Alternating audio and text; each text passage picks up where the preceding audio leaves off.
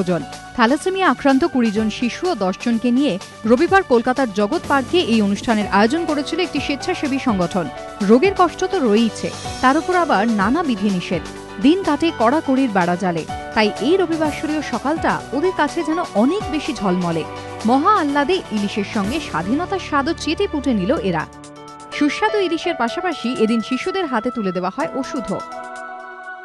তোমার কিরকম লাগছে ইলিশ উৎসবে এসে? ভালো। খেলে মাছ খেলে? হ্যাঁ। কটা? 3টে। 3টে মাছ খেলে?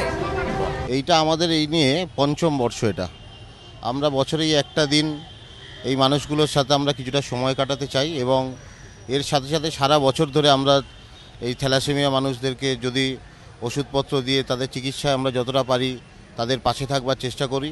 সামাজিক সংগঠন, এটা প্রত্যেক মানুষকে পাশে নিয়ে এটা একটা সামাজিকভাবে আমরা মানুষের পাশে থাকবার চেষ্টা করি, এই আমার অধিকারকে সঙ্গে নিয়ে।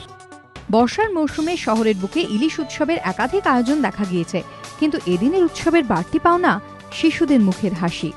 ময়ূখ ঠাকুর চক্রবর্তীর রিপোর্ট, এবিপি আনন্দ, কলকাতা।